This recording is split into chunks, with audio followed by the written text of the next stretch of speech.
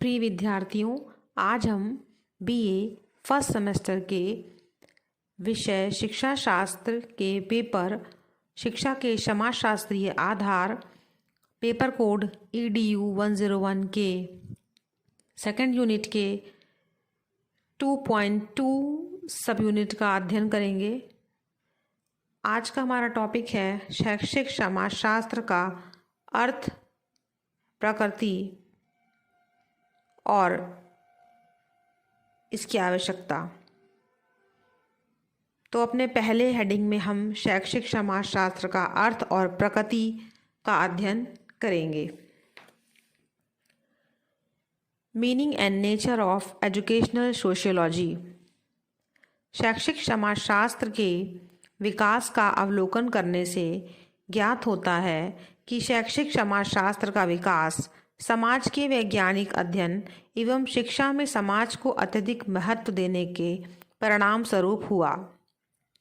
शिक्षा एवं समाज के अन्योन्याश्रित संबंधों को शिक्षाविदों एवं समाजशास्त्रियों ने पहचाना और स्पष्ट किया कि शिक्षा का मुख्य आधार समाज है और अब हम तब तक समाज की नई पीढ़ी को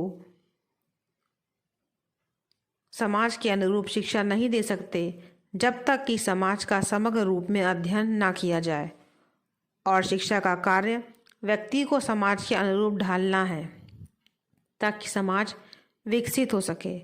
यह उद्देश्य शैक्षिक समाजशास्त्र के द्वारा ही प्राप्त किया जा सकता है। शैक्षिक समाजशास्त्र के अर्थ को स्पष्ट करने के लिए कुछ परिभाषाएं शिक्षा समाजशास्त्रियों के द्वारा दी गई हैं, जो आगे हम आपको बता रहे हैं। जॉर्ज पाइने के शब्दों में शैक्षिक समाजशास्त्र से हमारा तात्पर्य वह विज्ञान जो संस्थाओं, सामाजिक समूहों और सामाजिक प्रक्रियाओं अर्थात सामाजिक संबंधों का था, जिनमें या जिनके द्वारा व्यक्ति अपने अनुभवों को प्राप्त करता है और संगठित करता है, वर्णन एवं व्याख्या करता है।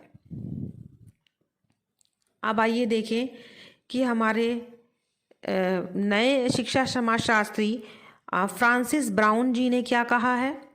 तो फ्रांसिस ब्राउन जी ने शैक्षिक समाजशास्त्र को शिक्षा शास्त्र एवं समाजशास्त्र का सम्मिलित रूप मानते हुए लिखा है कि इस प्रकार शैक्षिक समाजशास्त्र ना तो शिक्षा शास्त्र है और न केवल समाजशास्त्र है, यह शिक्षा शास्त्र एवं समाजशास्त्र दोनों है।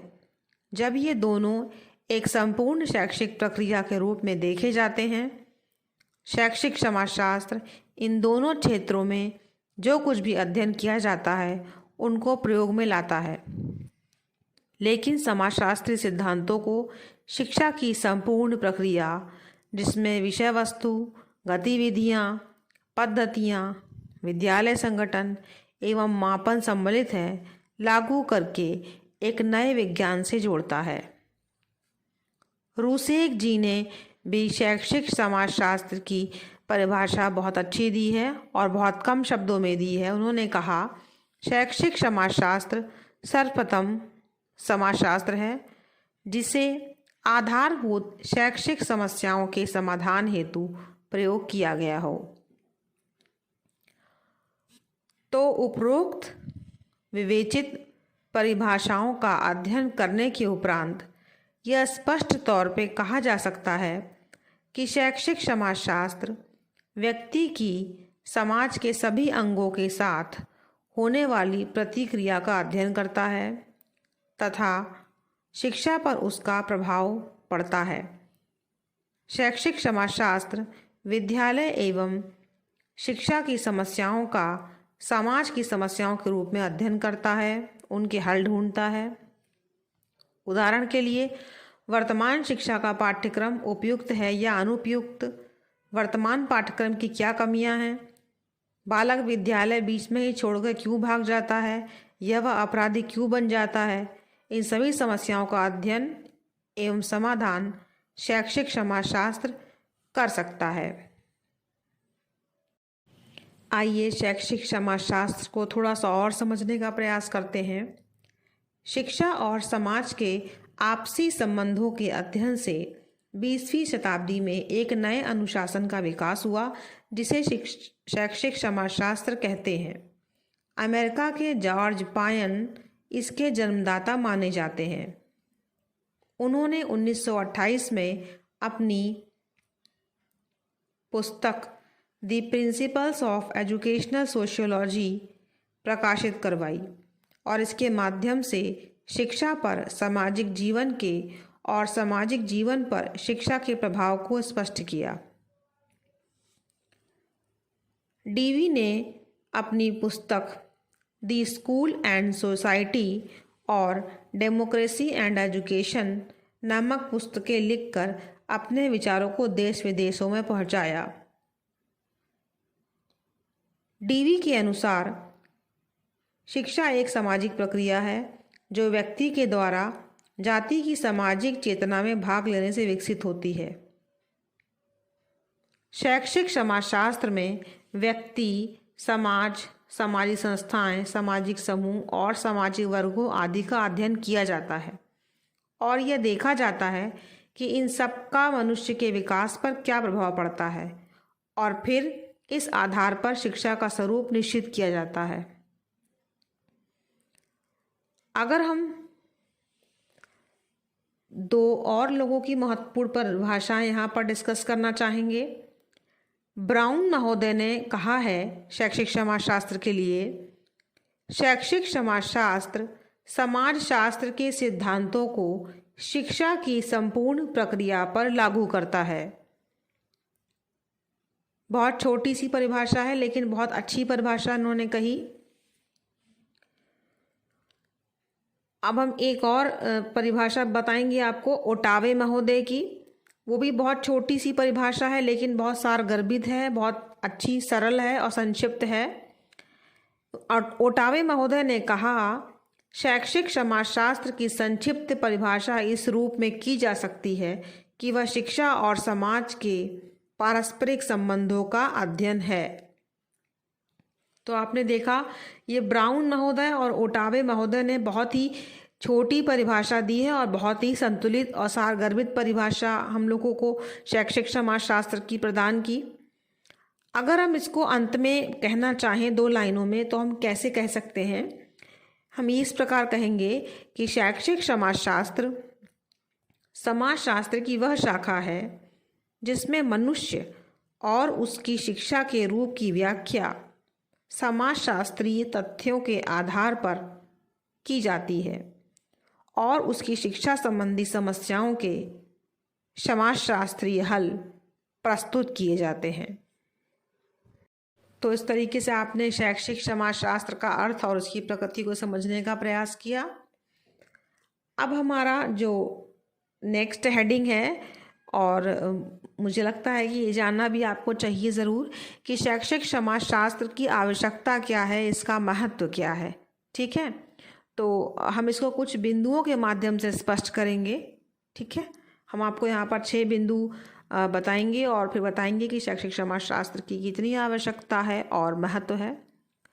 तो आप देखिए कि शैक्षिक समाजशास्त्र के अध्ययन की आवश्यकता निम्नलिखित बिंदुओं के आधार पर की जा सकती है।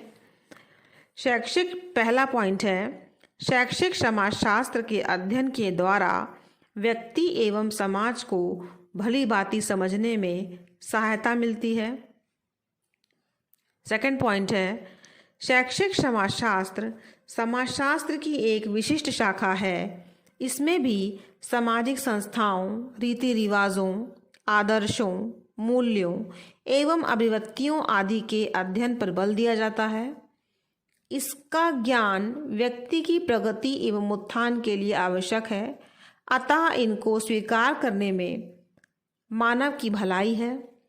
इस दृष्टि से शैक्षिक समाजशास्त्र का अध्ययन शिक्षक, छात्र एवं शिक्षा से जुड़े अन्य लोगों के लिए लाभकारी सिद्ध होगा। तीसरा पॉइंट है, शैक्षिक समाजशास्त्र समाज की संस्कृति को समझने, जानने, अपनाने एवं व्यवहार में लाने हेतु छात्रों की मदद करता है। चौथा पॉइंट है ज्ञान की यह शाखा समूह को समझने एवं उसके निर्माण की प्रक्रिया का अध्ययन करती है एवं छात्रों को सामूहिक जीवन जीने की कला में भी निपुण करती है। हमारा 5वां पॉइंट है, शैक्षिक समाजशास्त्र व्यक्ति को समाज एवं उसकी संस्थाओं में होने वाले परिवर्तनों से अवगत कराता है एवं बदलती हुई परिस्थितियों के साथ समायोजन करने की क्षमता का उसमें विकास करता है। उदाहरण के लिए, आज कोई भी समाज औद्योगिकरण, शहरीकरण, आधुनिकीकरण आदि के प्रभाव से अछूता नहीं है। ऐसे में शैक्षिक समाजशास्त्र इनके अच्छे व बुरे प्रभावों को व्यक्ति के समक्ष चित्रित करता है। इनके अध्ययन से व्यक्ति वांछनीय सामाजिक परिवर्तनों को ग्रहण कर लेता है और अवांछनीय परिवर्तनों की दिशा को किस प्रकार सकारात्मक दिशा में मोड़ा जाए, इसका अध्ययन करता है। हमारा 6वां और लास्ट पॉइंट है, शैक्षिक समाजशास्त्र व्यक्ति के समाजीकरण की प्रक्रिया को संपादित करने में महत्वपूर्ण भूमिका निभाता है। समाजीकरण के फलस्वरूप व्यक्ति समाज में रहने योग्य बनता है। अतः समाज का कुशल सदस्य बनने एवं बनाने की दृष्टि से भी इस विषय का अध्ययन अति आवश्यक है। सच तो यह है कि शैक्षिक समाजशास्त्र ने शिक्षा की प्रगति में महत्वपूर्ण योगदान दिया है। सामाजिक शोधों के परिणामों को शैक्षिक कार्यक्रमों की योजना बनाने में उपयोग किया जाता है। जब समाजशास्त्रीय अनुसंधान एवं समाजशास्त्रियों द्वारा एकत्रित ज्ञान शैक्षिक कार्यक्रमों के लिए पर्याप्त नहीं होता, तो शैक्षिक समाजशास्त्री अपने अनुसंधानों की मदद से उन्हें अधूरे ज्ञान को पूरा करते हैं। तो आपने देखा कि किस प्रकार शैक्षिक समाजशास्त्र बहुत महत्वपूर्ण है व्यक्ति के विकास में, और इस तरीके से आप शैक्षिक समाजशास्त्र की आवश्यकता और महत्व को भी उम्मीद है अच्छे से समझ पाए होंगे। धन्यवाद।